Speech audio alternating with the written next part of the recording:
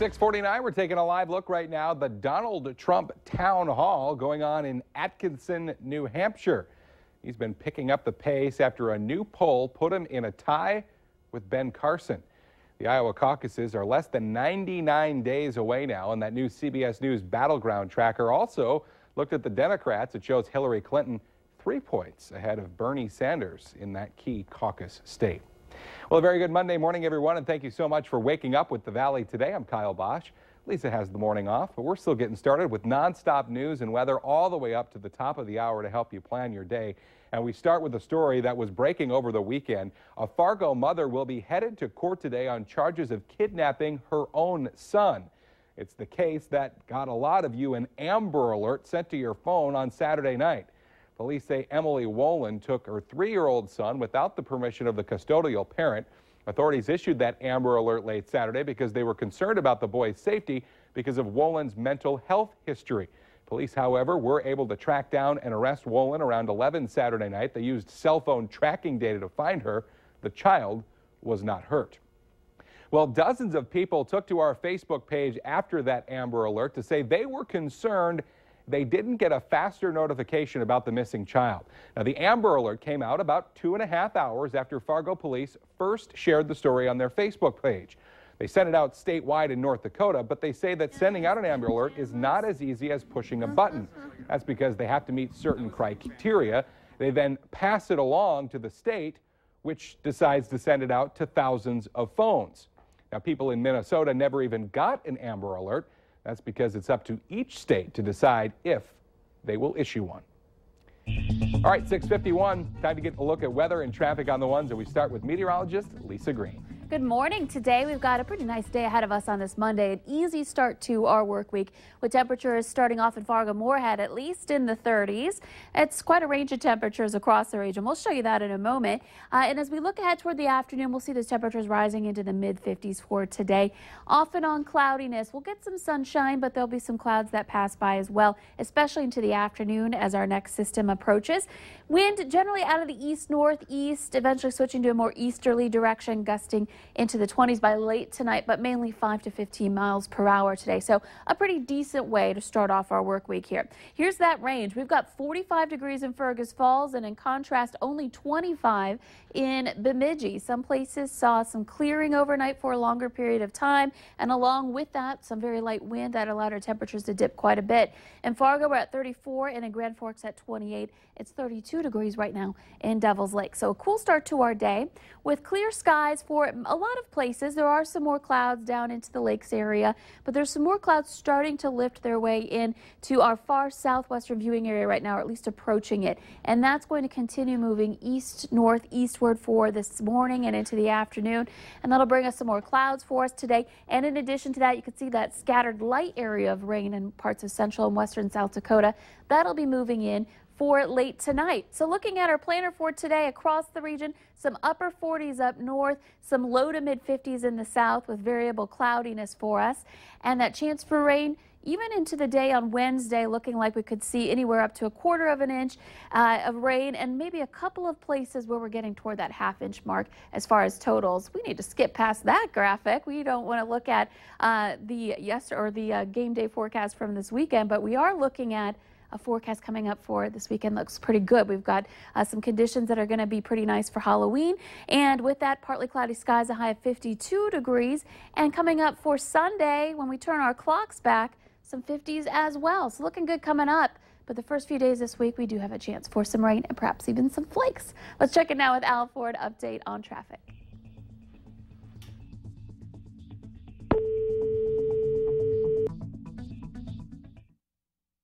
Well, that doesn't sound good. Traffic, though, we'll get an update for you coming up around 7:25 from Al. UND students and staff and alumni will need to log back on and vote one more time on a brand new school nickname. The first vote failed to find a winner. The second round will have you choosing from 3 finalists: Fighting Hawks, Rough Riders, and Nodaks. Voting begins a week from today, Monday, November 2nd. It'll go through all of next week. The name that gets the most votes this time will be the new nickname for UND. Now, originally, the university said only the top 2 names would move on if a runoff was needed, but President Robert Kelly added in Nodax because it trailed by just 116 votes after the first round. The president, coach, and part owner of the Minnesota Timberwolves lost his fight with cancer over the weekend. Philip "Flip" Saunders, the winningest coach in T-Wolves history, died yesterday. Saunders had taken a leave of absence earlier this year to get treated for Hodgkin's lymphoma. Doctors had said they were optimistic about his return, but just a few days ago, it was announced he would miss the entire NBA season due to complications that came up during treatment. Saunders was 60 years old. A fast food restaurant in the Northern Valley, a total loss after a fire early yesterday morning. Crews had to return to the Hardee's in Devil's Lake a couple of times to put out hot spots. Check out this picture of the damage from the Devil's Lake Fire Department. It was a passerby who called 911 to report smoke coming from the restaurant along Highway 2. That call came in around 3 yesterday morning. Firefighters say the restaurant had closed a couple hours earlier and no one was inside at the time. Well, that hands-free technology that cars offer to help sending text messages, change a song, or maybe make a phone call is certainly great. But there's a new study from AAA that says it's not necessarily helping you not be distracted on the road. The study had drivers use hands-free technology behind the wheel and found that, yeah, even if their eyes were on the road and their hands were on the wheel, they were still distracted. In fact, researchers found potentially unsafe mental distractions lasted for as long as 27 seconds after using hands-free technology. Now, Fargo police say that the best way to get up to date on using the technology is to practice with it before you take it out on the road. Do that practice in your driveway or in a parking lot. Blind Joe fans will want to make plans to watch The Voice tonight, or at least set their DVR. After his big win in the battle round, he's back on The Voice competing in the knockout stage. The Valley native has certainly been winning fans after turning all 4 chairs on the NBC hit show. He's a member of Team Blake this season, and he's been using his newfound fame to help spread a message that you can't let limitations hold you back. I really just want to have fun. I mean, that's really my goal in life, is just to have as much fun as possible and meet people and inspire people and let people know that, we all have a limitation of some sort, but you really just got to grab life by the horns, get out there and do what you need to do. You're not going to get anything done feeling sorry for yourself. The Voice Knockout Round featuring Blind Joe airs from 7 to 9 tonight on KVLY. Well, we're less than a week away from Halloween. If you're still searching for the perfect costume, we've got some help for you this morning. The Valley Today's Christy Larson has been at Savers thrift store in South Fargo with some ideas and costume change. I knew you would find a pickle. Of course you would find a pickle, your favorite food of all time. Hi, Christy. Good morning. You know me too well, Kyle. It's probably from all those lunches that we've gone to, and I always order a side of pickles. So, of course, my last costume this morning had to be a pickle. And I also have with me a couple other food items. We got our deviled egg and also our banana, and our deviled egg is also our manager, Jeremy. And let's talk about why Savers. Why Savers? Why not Savers is the better question. We have so many different items, from new to used, from young to old, that there's not one thing that you can't walk out of here with that would not complete a costume.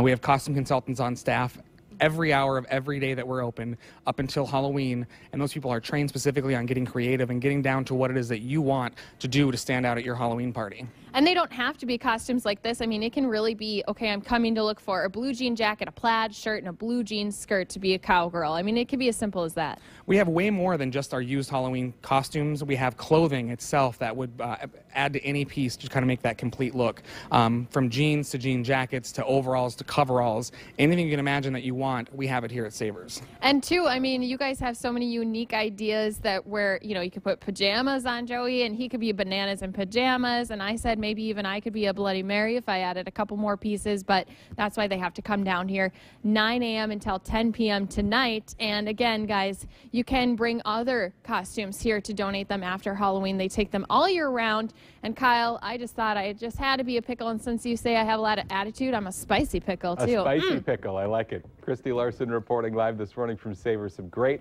Halloween costume ideas. Thanks, Christy. Well, it's a great dinner idea on this fall day. An NDSU fraternity hosting a mac and cheese feed, and it's raising money for juvenile diabetes research. It's Delta Tau Delta that's running the Delta Roni event from 5 to 7:30. It's going on at the University Lutheran Center on campus. Tickets are $5, and as we mentioned, all the proceeds go to the Juvenile Diabetes Research Foundation. Great event if you can make it out there today. All right, let's get our answer now to our question of the morning on Facebook this Monday morning.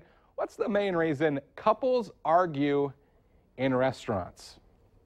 Yeah, I can see this one. Stealing of the French fries. If you wanted your own French fries, you should have ordered. Sometimes you just your want own. a couple. There's no such thing. Okay. Not a couple from my plate. All right. Weather today, we don't have to fight about that. It's going to be pretty decent for fall. Yeah, it will be. We'll see a few more clouds in some places than others, but I mean, temperatures rising into the low to mid 50s. That's not too bad for late October. And nice and quiet wind, too. So looking pretty good to start off our work week. Sounds good.